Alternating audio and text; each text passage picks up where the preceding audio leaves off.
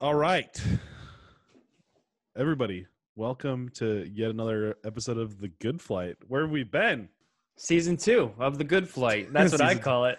I'm calling it season like 1.1. Like you got to like have some content to have had a season. Listen, there's no definition to what a season is these days, okay? It's That's true. like It's like a there's BBC miniseries. all of the rules have changed in life. It is now October, baby, 2020, one of the best years of my life. What was the date that we last filmed? Or like when was the last one published? Now that it's October, I've got to know actually. What have you been up to during quarantine? Well, things are finally kind of getting a little bit busier, which is fantastic. Yeah. Very slow there over the summer for me, so Anything you can talk about?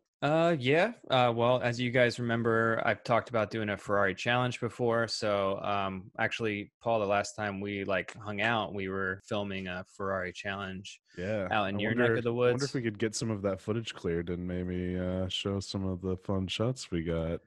Of course, like immediately, like 1 minute into the show, you're already like controversial, trying to get me in trouble for something. Okay, never mind. Yeah. So, but I'm heading down to Florida again, doing another Ferrari challenge this week. There's a lot of New York Fashion Week shoots that happened last week, which was pretty good. And some TV shows, some studio work is actually picking back up again, which is fantastic. So the month is getting busy. So What does studio work look like for you as a drone operator? I mean, studio is like the major studios are now doing work again. So we're not in studio, I thought you for meant instance. in a studio. I'm like, what? I mean, we could. So one of the fashion shoots we had, we were flying inside. We were flying indoors inside Brooklyn. So in an old bank inside Brooklyn. It was really, really cool. So flying indoors is possible, but I meant studio work as if like, one of the major studios, they were completely shut down for months. They're getting back into the swing of things, and it's interesting, like going and working on set in the new COVID world. The drone is a fantastic tool for that, in my opinion. It's the ultimate remote camera flying. Social distancing filmmaking. Yeah, absolutely. I mean, you have this wireless technology, right? You can like literally be anywhere, almost anywhere you want within a line of sight, right? And you can command the camera in different ways and do different things.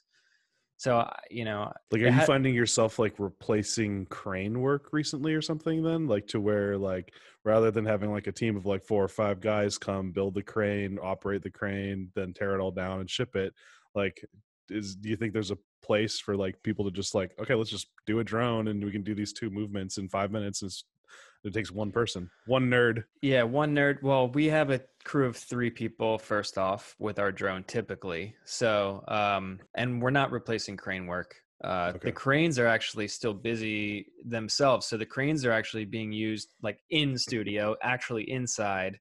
Yeah. Whereas maybe a dolly or another camera would have been used previously. They're now able to put that 30-foot crane, the camera closer to the talent. Everyone's trying to protect the talent, which I get it, right? No one wants, your favorite actress. No one cares about the crew. They do, but it's like they just don't want it to spread like wildfire through the crew. It's like, how do you protect the crew from shutting down the production? Yeah. So, but the cranes are busy. That's kind of they were busier long before drones. Just because they're like the staple with how, to make a lot of these shows, and drone is finally kind of we're kind of trickling. We're getting the trickle down from that, because if there's no one working to hire us, then we're not going to be getting hired very much. So, That makes sense. smaller shoots, they've kind of kept busy over the summer and into the fall. Like commercials and the live sports, the broadcast work is always really fun. So some certain style of shooting has continued. But yeah, what's it like on your front? Like what you've been up to? Man. It's weird. It's a weird combination of like busy and then nothing and then busy and then nothing. First of all, I think since the last time we recorded, we have announced that we're having a baby. So Rachel and I are pregnant. We're having a baby boy in January. So I have been posthumously kicked out of my own office and I'm now in the garage doing all of my work. So like redoing the garage has been a huge project because like there's an air conditioner in here now, replaced all the lighting, painted, fixed all the walls, all that stuff. And it's just been a nightmare of getting all of that stuff put together. Congratulations, man. I mean, dude, let's celebrate. And I think with that is a great time to introduce everybody to the Good Flight Podcast.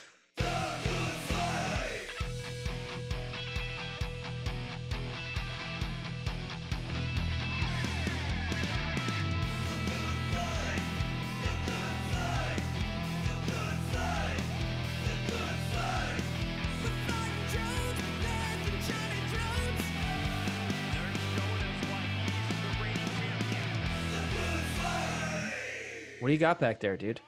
I'm gonna take my camera off because this is ridiculous. No. Oh, he's I see moving. it. No. Where's it? Do you see it? Yeah, The we're rear back. tire. The Yeah, rear what- tire. Hold on, I'll be back. Paul just moved everything into this garage, and he just realized that there's massive bugs also in this garage. He's got a knife, and he's going after to try to kill it. Oh no. Look at that outfit, by the way. Those pants are amazing. I don't know what kind of pants. He's got two-tone pants on. His pockets and zippers are a different color. And he's got a knife by his rear tire of his car. He might actually pop the tire, but who knows? Actually, you know what? I don't really mind spiders that much, but that thing was huge. We knew we were pregnant, right? I did. Yeah, you Okay, told alright. me. Did Yeah. I tell you it was a boy yet? Yes, you did, because you were like, I don't want a girl. And I was like, girls are the best. I have a daughter. She's 2.5. And I'm like, girls are the best. You kind of, you play the cards you're dealt, but he still might be a girl. You never know, man. That's the magic of birth. What? Wait, the magic of birth? Or pregnancy. I don't know. I was how gonna it be is. like, no, I've seen the penis. Like, I've seen the X-ray. I know what gender it's gonna be. Actually, they But thought I was, they don't thought- know what gender it's gonna identify as. So that's fair. I'm pretty sure I was supposed to be a girl, and then they were like, "Oh, we didn't see the penis." But But yeah, so that's big. The Drone Racing League is coming back to air on the 23rd of October. So we've been filming a bunch of that. I've been doing a bunch of projects, a lot of which are behind the camera, and some of the projects are no camera involved. So you can figure out what that would be, but just other projects. And there's just so much going on that, like, I'm trying to get moved, get the nursery done, basically, get the try to keep making YouTube videos. We totally dropped the podcast because we were just like drowning. And here we are, we're back. So things have been good, really, really good, but exhausting. yeah, I'm sure a lot of people want to know what's going on with the DRL. Is there anything like you're back? Have you guys shot and raced yet? I can't yet say like exactly what we're doing, but the show will be broadcast on NBC on October 20th. I think it's 23rd. We have been filming, and the other thing that I'm supposed to mention is that it's out on Xbox now, the whole sim, like the DRL sim. So if you can play on an Xbox controller and like download it for 10 or 20 bucks or something. I think there's a way to connect your like controller, but it's really hacky, and you need to like pay, like, if you need to buy like an $80 piece of hardware or something. So I don't recommend like trying to figure out how to get your Tyrannus hooked into the Xbox. But yeah, it's really cool to see that it's on Xbox now, because it's just like that's mainstream. That's pretty cool.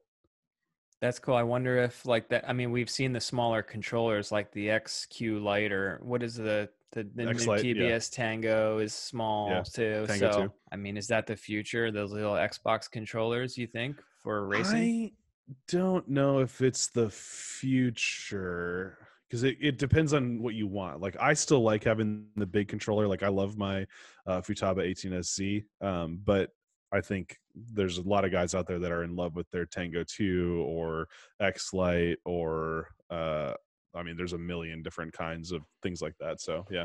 We're gonna see what the kids, like I say, kids, because now with the Xbox even more so, you're gonna expose this simulator, this game, to 6-year-olds. Yeah, maybe. And that's absolutely the goal. It actually, they got an E rating on it, and like I think that, for example, like maybe I'm not even supposed to say this, but like one of the maps used to be called Gates of Hell, and now it's become Gates of Manhattan. That's to fitting. like to reach down to the like the rated E for everyone rating. So that's exactly, but you're exactly right. Like it's the goal is to put it on a more popular network than Steam. Steam is a great network, but if you get it on the Xbox network where it's just like, 2 clicks to download it and start playing it on your controller that you have right there out of the box, I mean, that's what it's all about. Yeah, well, just driving through Manhattan recently, it really is the gates of hell. So I think that's like perfect. Like the little flip up, let's pivot it there because it's a weird place to be right now. But you Yeah. know what? Everything's better in the virtual world. I'm excited for the new Oculus Quest. Can we turn this into a gaming Sure. podcast? Yeah, Because the absolutely. Oculus Quest 2, I've pre-ordered it and it looks amazing. What's the specs? What's the updates? I know a little bit about virtual reality, but for like people that aren't super into it, what is the selling points of the next generation of virtual reality? They're I saying assume it's yeah, field of it's view. yeah, it's basically the best goggles at like the cheapest price right now. At the cheapest price. So it's a $300 headset that you Wow. don't need a PC for. It's like double the resolution. So you have two K I guess resolution inside the goggles. The field of view is increased. Stuff like that. There's like 8 gigs of RAM, I believe. Don't quote me on that, but it's like For much more. $300? How? Yeah. They're clearly making this thing at a loss to try to get people involved in the experience. I think that's what Facebook's goal. I mean, it's a Facebook And it company. is this the one that comes with like controllers and stuff too? Yeah, comes with 2 Yeah. controllers and the headset. Like that's what you get. Of course, I got like the $500 version, which is like an extra battery and like a better Okay. head strap and stuff like that. But you do not need that. But Nice. I've always wanted to get into it. Like I have a couple guys that are super into virtual reality and stuff, especially when I compare it to my computer. So like I've gotten into like sim racing, like car sim racing oh yeah, recently. I think that would be a perfect combination to have like goggles. So like, as I'm going around a turn, I can like look to the side and see what's going on. It'd be awesome. yeah. You can also hook it up to your gaming PC, so you can play like iRacing. I know that's what you're into. I'm Yeah. playing Dirt Rally. I play Yep. Project Cars. Yep. I have a racing rig that that's one of the I Wait, why built. aren't we playing together? I don't know. I mean, well, I don't have iRacing. I have Project Cars and Dirt. So Yeah, because you don't want to get do you have beat, son. Project Cars 2 or 3? Yeah, I have Project Cars. I think there's just 2. Is this a trick Yeah. question? It's only Project No. Cars 2. No, 3 is out now. Is it? Well, Yeah. I don't have But that. nobody likes 3, so stick with 2. Yeah. But yeah, no, I was playing last night. I was running Lamborghini Huracan on the Nurburgring because the Formula One race this weekend is on the full Nordschleife Nürburgring, which is going Oh to be yeah. amazing. So I'm Wait, really the Formula One cars? yes, There's like yeah, no passing opportunities. Like in general, like imagine going 200 miles an hour. It's gonna be wild. that's going to be crazy. Well, but you have the big long Yeah, straight the at the long end. straight. So as long as they keep within DRS distance, they'll be able to pass on that turn. But it's only going to be like it's got to be like 20 or 21 laps, so it's going to be really short race relatively speaking. But like then each lap is 5.5 minutes long. Is that the first time they've done this? Because that sounds like unprecedented, pretty much. They used to run the full Nordschleife Mm. back in like the 90s, but it's kind of become more safe over the years, and so now with COVID, I think they're just trying it again. Let me double check that right now. Actually, I just looked it up. I was confused. So there's the Hockenheimring, which is where the German Grand Prix is usually held, and then there's the Nürburgring, and then there's the Nordschleife, which is like the really long, like 5 minute circuit. So Formula One is racing at the Nürburgring, but it's the short course that is not the Nordschleife, that is also not the Hockenheimring. So I'm right and wrong, but not Nordschleife, unfortunately, because that would be amazing. But oh well. Good thing people aren't tuning in here for like, their motorsports, news and stuff like that. I like motorsports a lot. I'm like, tell me what the best KV motors are for my rig or Hey, something. Formula One cars have KV ratings for their motors as well because they're hybrid electric. Anyway. Well, let's talk about when to fly what. I think that's a good question that I have and I get asked a lot.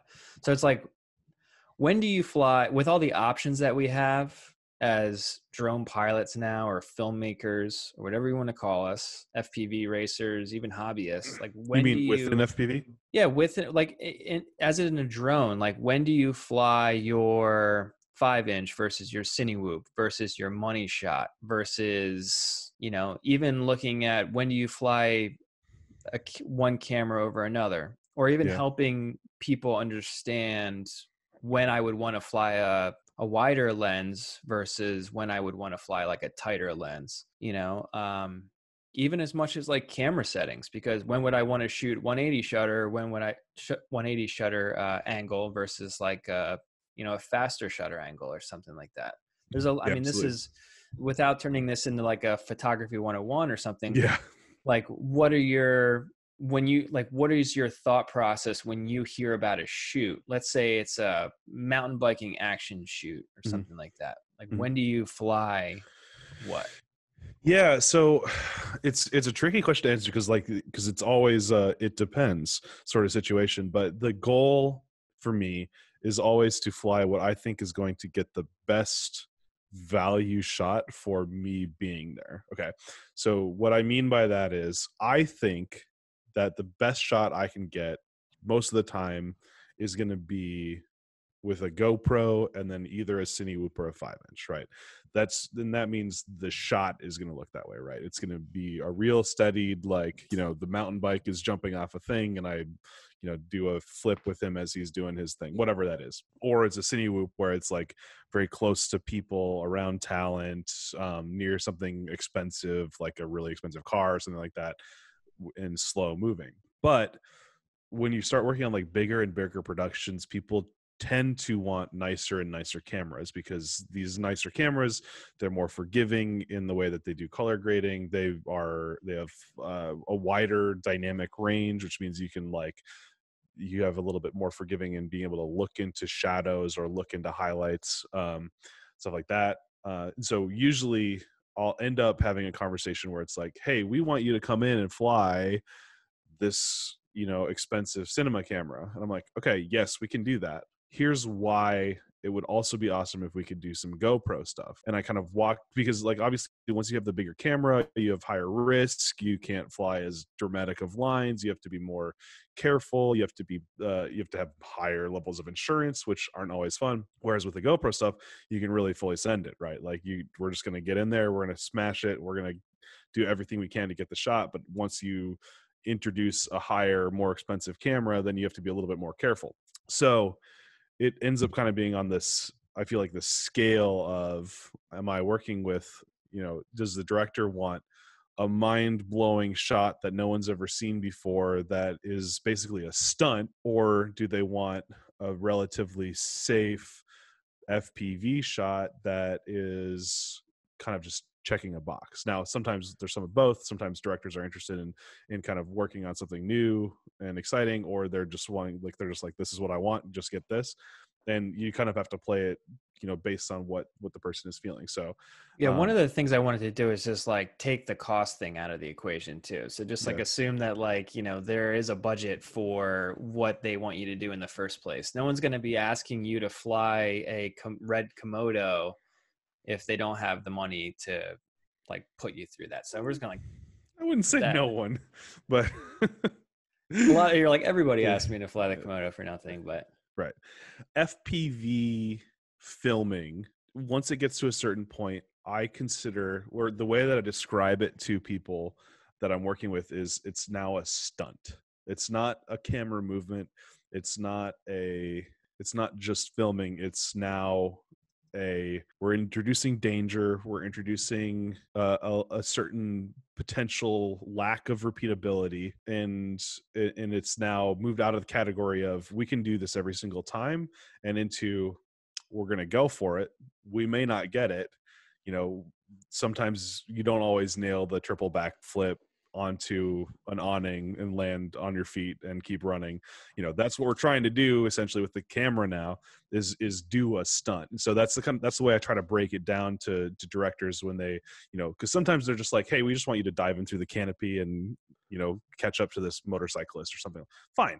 That's, you know, that's a pretty I'm not trying to say it's easy. I'm trying to say it's a very basic FPV move. But if they're like, hey, we want you to fly through this window, dive down the side of the building, and go through this explosion, it's like, well, okay, now we're entering the territory of it's a stunt. We're going to do our best, but we might want to get something for safety. And that's kind of where, I try to work with someone to say, do we have the budget for doing a stunt with a Komodo? Yes. Okay. Well, now, no, you may not have a Komodo at the end of this because we're trying something very risky. And it's just kind of it's managing expectations. It's doing sales. It's being part of the process. Did you know that helicopter pilots in Hollywood are actually in the stunt union? No, but I'm Yeah. not surprised. Yeah, I mean, it's like it's kind of the same idea. It was like, I mean, there's obviously very skilled helicopter pilots out there that can do repeatable moves, but in this You think sense, Fred North would come talk to us for a bit? I don't know. Let's ask them. Okay. Yeah, I don't know. I mean, I think that would be interesting in hearing like the parallels between helicopters and drones, and like, just getting his opinion. So Fred North is like the ultimate. He's like a rock star in himself, and Yeah. he's one of the best helicopter pilots in history He of can do stuff with filmmaking. helicopters that I don't think I can do with drones. Like, it's just like, what? Yeah. But like sometimes you see certain shots of like whether it's on his Instagram or whatever, and even I'm just like, I mean, I've seen a lot of all of my Instagram is like full scale aviation, military stuff, and then you see like Fred North like flying down downtown LA like Between buildings. between buildings, like under a bridge, and just like Like, what? and you're like that could have been a drone shot, whatever, So it's like Yeah. When I say he does stuff with helicopters that I can't do with drones, what I'm saying is he's more precise than I am with this little, thing that is perfect. But his helicopter is just like, he's like, okay, it's fine. Put it yeah. here. It's Yeah, but unbelievable. yeah, it is really, really unbelievable. Check out I mean him on his Instagram page is insane. Yeah, it's So Fred_North, I believe. yeah. And there's a lot of other really talented helicopter pilots out there that we could also talk to too. But yeah, he's a good place to start if you're interested in learning more about that for sure. Yeah, So it's amazing. um But so going back to the original question is, when do I choose what? I try to feel out the situation. So like, is there talent involved? Does the drone have to be close to them? If it does, then I'm pushing for a Cine with a GoPro. Is there protection involved? Like, so now am I filming a car or a motorcyclist in a full racing suit or something like that? Now we can start upping the ante on like what types of machines we can have, where because now the safety aspect has been addressed a little bit more. So as you're starting to increase levels of safety, then we can also increase levels of camera, especially when you're looking at filming a car or just filming nature, right? Like flying down the side of a mountain, imitating a bird or something like that. It's much easier to then say, okay, we're going to fly a higher level of camera that is essentially more dangerous, right? Because as I get a bigger camera, I've got to have a bigger drone to carry it with, has bigger props and is heavier, and there's more danger introduced. okay, well then let's talk about Nurk. Okay, so I get the job. Like, what do I do when I'm on a job here? But like, okay, let's talk Nurk. It's just you going out and flying. You have a lot of access to different cameras and different drones. You have GoPros. I mean, how many GoPros do you have? I don't even want to know. Actually, only 2 right now. But I have a gift card that has $850 on it because I need to find 2 more GoPro 8s nice. to get back in, like, because I had like warranted some other ones. So yeah. And then you have Insta360 cameras out there, wazoo. You have, I'm sure, I don't know, who knows what else. Like, when you want to go out and fly tomorrow, what camera are you going to fly and why? Yeah. My favorite size of drone to fly is definitely 5-inch freestyle. Pretty normal. I have a Catalyst Machine Works Bang God that I've been flying lately. And Really? yeah. Do you still use, that's what I'm flying. I know. We need to talk about it. So that plus a GoPro 8 or 9, either real steady if I'm trying to like be like kind of like smooth and cinematic-y, or if I'm going for like freestyle, then it's going to be raw or with like basic hyper smooth on. And that is my favorite way to like, if I'm just going to grab something and go, that's what it's going to be almost all the time. Oh yeah. Yeah. 5-inch GoPro 9. So you got the 9 too. That's like a whole nother segment, I think, like what we want to talk about, the 9 versus the 8. And Banggood doesn't even have a camera case or a camera mount for the 9 yet. I wonder how you're doing that. I've only flown the 8 on the Banggood, I should be honest. Okay. But I have Project 398 Super Gs. They just have the little couch with the battery strap. That obviously fits the 9. So I've flown the 9 a bunch. Winston and I actually filmed a full review on the GoPro 9 that nobody watched. I don't know why. So that's not nobody, but it was dramatically underviewed. Well, I mean, that happens, you know what I mean? If we're out here doing it for just the views, you know, why would we be out here at all? But let me push that question back to you. Why do you choose one drone over the other? Like, why do you choose an FPV drone versus an Inspire versus like a BFD big rig? You know, like, or even like, why do you choose like what lens you're going to use on the Inspire or on a Cine camera in the air? Yeah, so that is a good question. I'll start with the lens. I like to start, if we have a lens kit, which we have for the Inspire, there's a 16 millimeter, 24, a 35, and a 50 millimeter. That's on the X7 as a Super 35 sensor. So it's like pretty close to what the size sensor they're using with on the other cameras. It's bigger than your GoPro sensor. So that 35 millimeter is going to be equivalent to like a 35 millimeter on the A camera if they're using a Alexa Mini, which is the same size sensor and a 35 mil. So I like to start with like the 24 millimeter because you can always go a little bit wider if you have to, and you can always go tighter. So that tends to be the lens that we kind of fly from the start. I find that when we get more towards the end of the day, we push it towards a tighter lens and we find the shots look a little bit nicer. It gets a better reaction, I think, from the people that are watching it because it just looks different. And they go, oh, Matt, like you're really able to, with a longer lens, you can pick out the subjects a little bit better. Yeah. Especially you get that compressed feeling, the whole background and parallax is enhanced. Yeah. Yeah, especially that parallax. Exactly. When you're doing like profile tracking shots with that longer lens, a 35 or 50 millimeter. So you have the cars that are driving, you know, you're filming a car from the side with a super wide lens. You have to be really close to that car, and you don't really get a sense of the speed because you see so much more of the world as you're, you know, following it left or right. It's kind of just like cruising along. With that same speed on a 50 millimeter lens, you fly further back, you're compressing it, as you just said, Paul, with the background, which is like whizzing by at a further distance back. So you can get some really cool effects that way. You can also shoot through foreground much easier with a 50 millimeter lens or a longer lens.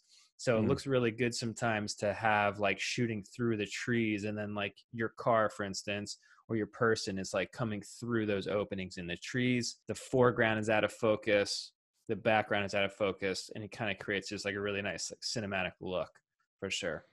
What does parallax mean? Parallax is that effect where your background and your foreground are traveling at different speeds than maybe even the subject in the middle. So you create this effect, this like it's like an effect where you have like multiple dimensions. You know, your film is a 2D surface, but it kind of gives the illusion that there's like more 3D elements going on. At least that's what I consider it as. Yeah, and the motion you're doing with your hand is you're saying like the foreground elements are moving one way and the background elements actually move the other way relative to the subject that you're filming. So like as you make like an orbit shot with parallax, your foreground elements are going to be moving relative to your subject one direction in frame, and the background elements are going to be moving the other, and it really, really makes the viewer focus on the thing that's stationary or relatively stationary, which is the stationary in frame, which is the subject, and the other things are just moving around it and saying, here we go, focus on this, and let these other things just enhance your expectations and your excitement about the shot. Yeah, and remember, like most of the times, 99% of the times we're flying the Inspire 2, there's a pilot and a camera operator. That's also something a lot of people don't, I'm amazed that most people don't realize it, but yeah, there's the camera on the bottom can be pointed independently of the aircraft's position. So you can be flying straight, the camera is looking 90 degrees to the right. And to get that parallax effect, yeah, the camera operator has to be doing a really good job tracking that subject. So it's called back panning. If you're like flying, if the camera is dollying left and you want to remain focused, you're back panning to the right. So you're like tracking that subject. And you have to be really super smooth on those sticks and be considerate of the composition and the framing and everything else going on, the speed of the drone to really nail it. And you're, again, to just try to create that cinematic look that kind of separates the subject in that moment, so. I've had a couple times recently to try being the camera operator on an Inspire 2, and it is way harder than you would expect. Like we were down in Houston shooting for a resort, and we wanted the shot where there was like these cigarette boats, like super like muscle cars, but speedboats. And we were filming we're trying to get the boat in as the subject with the resort in the background. And it was like trying to communicate that and communicate with the pilot and get the shot and get everything framed up right. It was just like, this is impossible. We ended up getting like one or two good, like maybe like 2 or 3 second clips at 60 FPS. So hopefully we got what we needed for the shot. Not impossible. This is hard. Yeah, it just takes like that practice, that like experience, that relationship, I think, between like a good camera operator and a good pilot. That drone has to be low off the water. I mean, for that shot, I can tell you, you're probably only a few feet off the water. Yeah, and I kept the asking lower him the to better. go lower. Yeah, the lower the better, because then you can get the waves in the foreground. You can kind of get a sense of like the speed that boat's traveling. Yep. And then you see the boat, and then way off in the distance, you have the resort, which because of the longer lens, that resort that's way far away seems closer to you. So imagine filming that resort at a distance with a GoPro. It's going to be like a tiny little dot on the on the sensor or in the frame, but on that 50 millimeter, you're zooming in. So you would have to set your camera back maybe further away to like frame in the boat. But because of that, you're bringing the background kind of closer in. It's really good and useful for being more selective with your shots too. So if like you don't want to see a junkyard or something like that, or the neighboring property that's just distracting or whatever, with a super wide lens, like a 16 millimeter 24, if you're flying around, like, even filming the house, you're going to see it. But if you go further back, throw a longer lens on, you can kind of be more selective by the positioning of the camera and the aircraft for what your background will be. So you can get some really cool stuff. Oh, it's such a good look. Like anytime I'm seeing Inspire footage, I'm like, can we just put the 50 on? Like, I know it doesn't make sense for this shot, but can we just put it on anyway? Like, this is cooler. Yeah, a lot of times for the Ferrari Challenge stuff, we put the 50 millimeter on, and then we also crop in. So if you shoot at a higher frames per second, you crop in just because that's how the camera works. I wish it didn't happen, but we actually use it to our advantage. So we're like an 80 millimeter. And we found that look is more in line with the ground cameras. So the other cameras that are filming the race are on these super long telephoto lenses. So we realized just through trial and error that the director picks our shot more often when we're flying that super long lens. Just because it feels more similar. Yeah, exactly. It doesn't take you out of the experience of watching the race. Yeah, and that's kind of like that's why I select a lens. So it's like, if you have the ability to know and understand what some of the other shots are, you can kind of, you want to make this show, you want to make this shot feel like it's a part of the rest of the production. That's the one thing about FPV that's still the mystery for me. I know it can be done the way, like it can be filmed smooth cinematically. I know it can be cut into some of these action movies or these superhero scenes or action sports scenes, even car chases where you want to be like that high energy moment. I know it can cut into the point where it's like not distracting.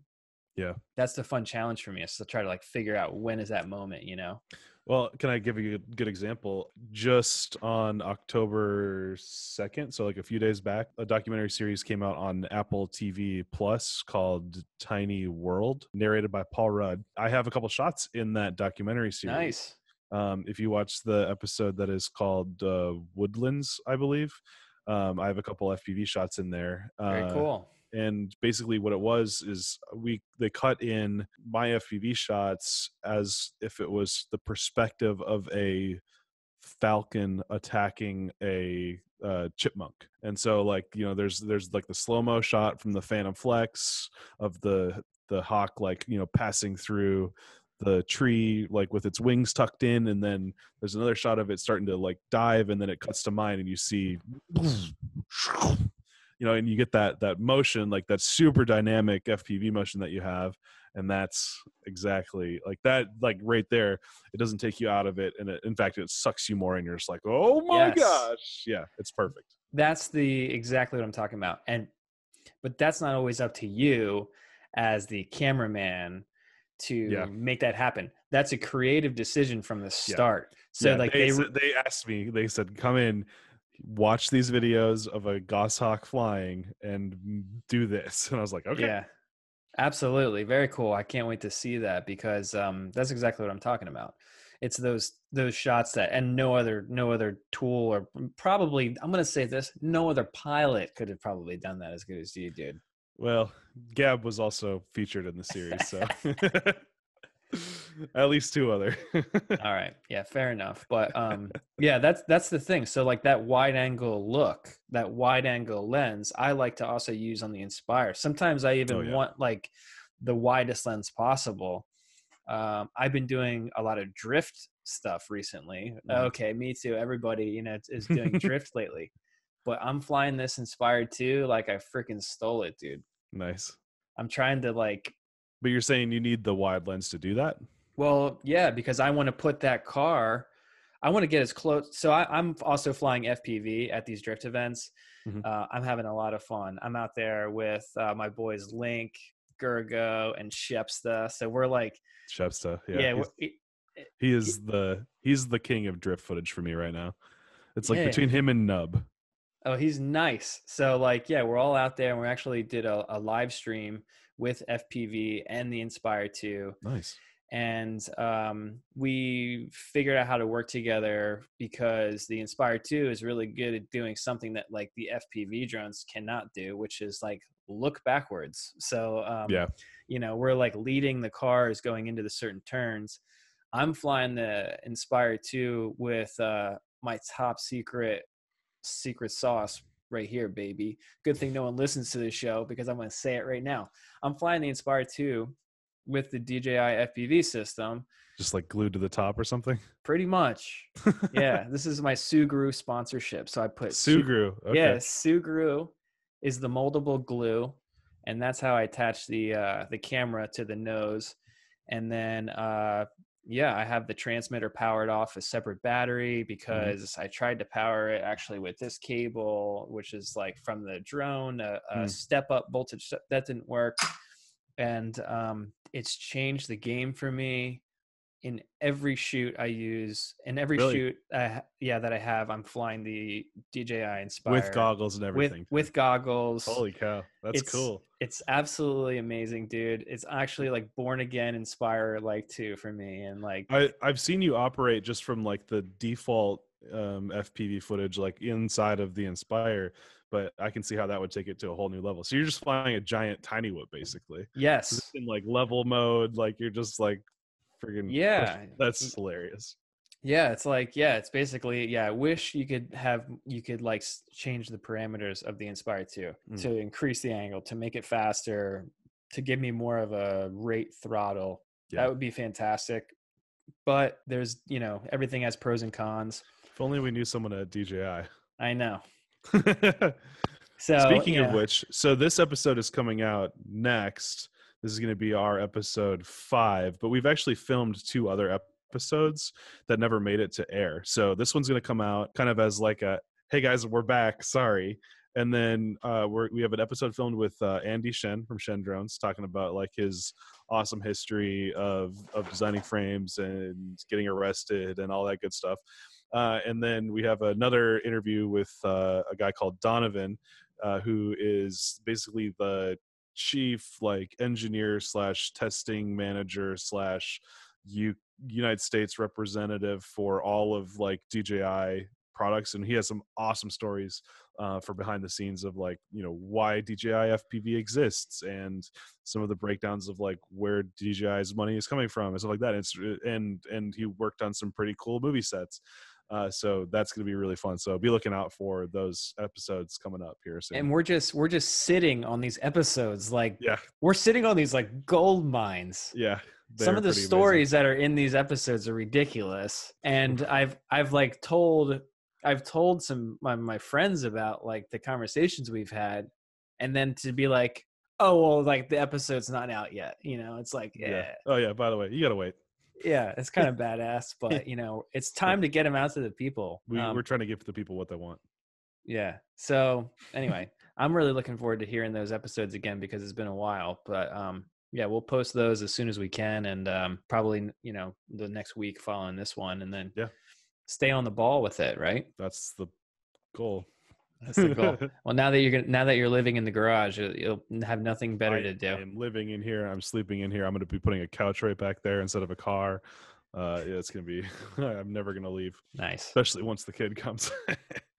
But yeah, so maybe this is a good time to quickly introduce Winston, and then he's also got, I think, some drone pilots react videos. So we're introducing Winston, who's kind of listening here behind the scenes. He's going to help us. So part of the reason that we were so bad about getting these videos out or these episodes out is because we get kind of lazy with the editing, and it's a lot of work. Winston's been working for me for about 2 months now as my editor, but he's been flying FPV drones since before I was flying. Like I went to my first race and was like, damn, that guy's fast. Then I beat him, and now I have never lost to him. So just saying, Winston, like, step it up. Winston, welcome, buddy. Welcome to the Good Flight Podcast. Please whoop our asses, get us in line. We got to be putting this stuff out more often. Oh yeah, no, I'll see what I can do for you guys.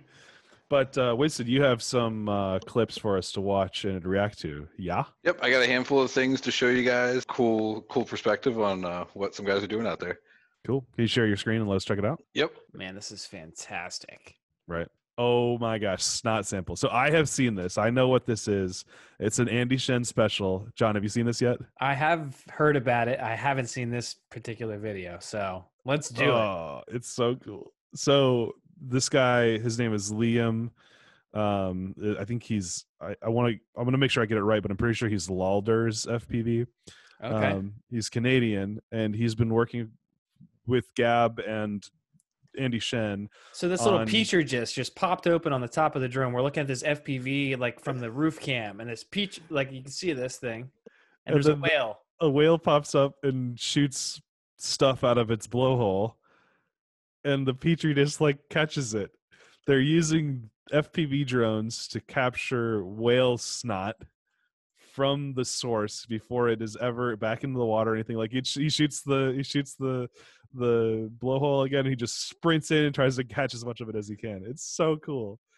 Like it's what, you know, it's such a unique use for FPV, but it's like how much more wholesome of a use for these stupid little drones can you get, as we're going to collect data on whales, and then the whale dives back down it's so cool.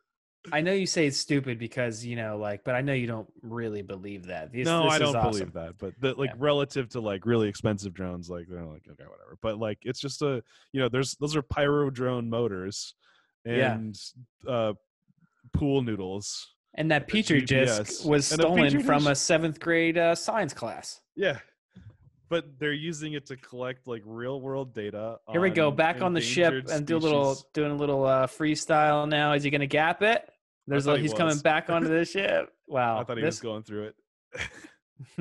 That only you would do that. You know what I don't see on that rig? I don't see a water bottle taped to the underneath. That's because you got the pool noodles. So that drone can actually land and take off. It's fully water sealed. So like if he does crash, he should be able to take off from the ocean, get it back in the air, and land back on the boat. Yeah, but with your experience, what would you rather trust? Pool noodles or an empty Coke bottle that you find on the shoreline of of the White River in Indianapolis? Whatever gets it done, you know? Whatever gets it done is exactly right. That's what I had to do the last time Nurk and I were hanging out. We were flying over water. We were filming some stand-up jet Jet skis. skiers. And I didn't have a water bottle to to attach to my drone, and I looked down and there's one like in the water. Like, so not only did I rescue the environment, save the planet, I was able to save my quad from Nice. pretty much my nerves. Okay, so I know that this is supposed to be us reacting to videos for the first time, but I've also seen this one too. Have you seen the Le Pigeon? No, Or I haven't. I Le mean, Pigeon? what am I doing? I'm on Reddit. Where do I see these videos? You guys are you got your ear to the Oh, street. You young no, kids. we've got the Winston to the street. All right. So Le Pigeon is so this guy crashed his Blackmagic Pocket Cinema drone or his camera, and he annihilated it. And so instead of like just throwing it away, he stripped it down and made a naked GoPro Blackmagic Pocket Cinema and a drone designed for it. And now he's going to be like selling BNFs of this. And I swear to God, it flies as good as any 5-inch drone I've seen. Like, looking at this, I don't think he's warp stabilizing anything. I think this is all straight out of body, and it looks phenomenal. Okay. So this is what you're talking about. So it's a Pocket Cinema 6K because that's a full frame. Is that it's not a Sigma. It's a it's like a Canon. It looks like a Canon. The red line around the lens. It's like some maybe EF mount lens. But it doesn't look like there's a camera. It just looks like there's a. Well, so you can see the lens. You can see the lens is connected to the lens mount, and then the sensor has to be right there. He's got the hot shoe mount on there. Thank God. There's a ribbon cable that goes down. No, that's for the Stead XP. If you want to like put a post stabilizer on it, but then there's a ribbon cable that goes down underneath to where like the rest of the brains of the camera are, including the CFast and the SD card slot. I don't know which one he's using because in this picture it's not. And then underneath that is like the actual guts of the drone, where it's like the 4-in-1 and the DJI Air unit and stuff. And he's actually got a nice little antenna mount system. Like that looks pretty sexy. Yep. Like, this is a cool rig. Like, can you see the camera angle adjust too? Yeah, I can. It's that big old long piece of carbon fiber with a screw, so you can change the angle of the camera, the angle of the dangle. I like it. That's getting a popular. So cool. That's a popular little design nowadays too. But was that on a G0 Super G or something like that? Do you recognize the drone? Fully custom designed frame. That's the only way to do it. You know, if you can't make it, it's 7-inch props, if I recall correctly. Okay, so now we're looking into this, this beautiful footage here. And I know my Zoom is not doing it justice, but yeah. I mean, YouTube also doesn't do it justice. I know. And this guy only has like a few hundred subscribers. This video only has like 600 views. And so like YouTube actually hurts people that are not, but it's like you can tell that there's the 180-degree shutter angle, that it's a fairly rectilinear lens, that it's not GoPro. Oh, there we go. Some higher frames per second there. And he's getting it. He's going after it. Yeah, they definitely, we could use a little bit more smoothness from the pilot, but you can see that the camera is performing the way that it's supposed to. Absolutely. Like, that looks so good. Yeah, the nice backlight there with that shot going over the jump. Lighting's so important with this stuff, and anything you're shooting, it's like mostly about the lighting, I think. But yeah, here we go. But you can tell that this drone is not struggling with what is normally like a 700, 800 gram camera payload. Like, it's just like, okay, fine, let's go. And some beautiful scenics here going up the river. That looks like a nice place to be on a night. Spend your weekend out there. Man, that's cool. And here we go. The naked Blackmagic Pocket Cinema 4K. Winston, can we click the frame review? Okay, so there we go. Look at that. And he included everything on AutoCAD. 2206.5. You can see so that's got to be 7-inch props on 6 cell. You can see like that all the FPV components are down underneath. Then there's the main PCB from the Blackmagic Pocket Cinema with the SD cards, which come out the side. So that totally makes sense. So the camera is just basically sideways in there. This is an older version than what we just saw because the antennas are in a different spot now. But that is fascinating. Yeah, it's so cool. Do you think this is like going to be a trend? Do you think just people just like, hey, I got this brand new camera. Let's take it apart and put it on a FPV drone? I mean, I wouldn't have said it was going to be a trend with GoPros after the Cinewhoop came out, but hey, here we are. There's a whole, people are making money off of GoPro naked GoPros. What's this guy's name again? Bandy. Straw Hat Sam or Straw Hat FPV. So It was, definitely go subscribe to him. So wait, 1,200 grams Bandicam. with 150 gram Laowa 7.5 millimeter lens. 5 S1800 7-inch props. Dang. That's the lens. That's the micro 4/3 lens, or I imagine that's the same lens that I put on the my Z Cam for the Beast when I want to get nice and. Yeah, I have the same thing for my Pocket Cinema. Laowa's got to be happy because of all these drone people buying their lenses and smashing them up too. Yeah. Oh yeah. Benoit Finke has been in contact with them recently, and they're just like, oh yeah, we put out this one early because we saw that you guys wanted it. And they're like, oh, okay, cool. And where are they based? They're a China company? I'm pretty sure it's a Chinese company. Yeah, amazing. I mean, the ability to respond to like little markets, like even the entire drone market for a camera company or a lens manufacturer is probably relatively small compared to the photography market. So but it's cool that they're listening and at least, you know, when they see an opportunity going for it, because like there's not that many uses for like super wide angle lightweight lenses. Like wide angle, yes, lightweight, who cares on a normal camera. So like the fact that they're like, oh, let's just make a really small like 9mm for Super 35 sensors like the Komodo, and people are like, oh, we'll just put it out. Well, they make the 9mm for the DJI X7. They have it's like a DL mount for, DL. So they took that and they made the RF for the Komodo. Now they put that out recently. So that, and I'm not saying it's for FPV, but I think it was heavily influenced by FPV. Sure. Are you going to decase a Komodo, Nurk? Well, I can't afford a Komodo right now. It's a $7,000 camera, and I'm a starving artist over here, so. I'm not trying to decase stuff. I'm trying to add extra cases. I actually, because my desk is a mess, I have this. This is my this is the case for the Z Cam. You have a Z Cam E2? Yeah, I have the Z Cam E2. It's a really cool camera. I like it. Actually, that's what's filming the podcast right now. There you go. The Z Cam, baby. I'm using my Sony, but I almost use my Blackmagic. I think there's a lot to be said for the future of cameras that are like the Z Cam that don't have a display and stuff like that for drones. The Komodo is a great example of that. It's like the perfect camera for, you know, medium to large drone, I think. Yeah, I agree. It seems like it would be perfect for like heavy lift or like middle lift rigs too, for like traditional filming as well, because you get a little bit of payload back, maybe a little more battery, maybe you could put on some other equipment that you normally couldn't because you're at that like 55-pound limit. So I'm excited to see what happens as a result of the Komodo being available now. Yeah, absolutely. I mean, we're talking about it because you can just fly longer, like you said, so you can get back to your bigger batteries and just fly forever, or maybe throw a zoom lens on there or something like that. Yep. You know, so a zoom lens with a full fizz probably at that weight. Yeah, cool. Absolutely. Well, I think we should probably start wrapping it up. I think we had some awesome discussions on like, you know, different types of cameras to be used, different types of drones within that. Then we even saw like naked freaking Blackmagic Pocket Cinema cameras and stuff like that. Was not expecting that for sure. Yeah. So let us know what you guys think. What kind of why do you choose certain kinds of cameras in your experience? Definitely leave a comment if you're watching this on YouTube. If you're watching it on other things, be sure to like the podcast. Be sure to write a review. All that good stuff. It'd be super helpful for us. Thanks again from me, John, and Winston. We're super excited to be back. We love every aspect of filming this. Editing it not so much, so Winston.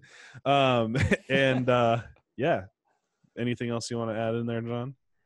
No, I think there's a lot of good stuff happening. I'm glad we're all getting busier. I think this is a good time to just tell people about some of the work that we've done and some of the exciting projects that we're a part of.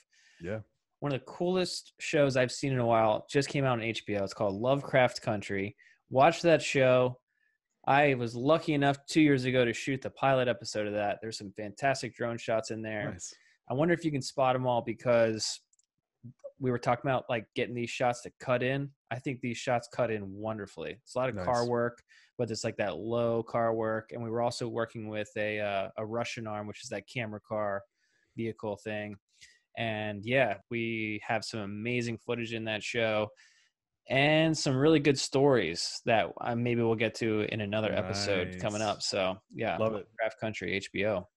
It's cool. And then my latest work, we talked about a little bit earlier, but Tiny World on Apple TV Plus. If you could pick them out, there's at least a few little FPV GoPro real steady shots in there. Super excited to see that hitting productions on the level of Plimsoll Productions, which also work on things like Planet Earth and world renowned stuff like that. So I'm excited to have been at least a small part of that. Yeah, Paul Rudd is awesome. He's like the man. Anything that he does. The perfect person for a channel call or a video called Tiny Planet or Tiny World. All right, man. Cool. Well, thank you very much for listening. It's been great to have you all here. I hope that you're excited about seeing more content coming back from us on the podcast front. Have a great night and keep flying the good fight.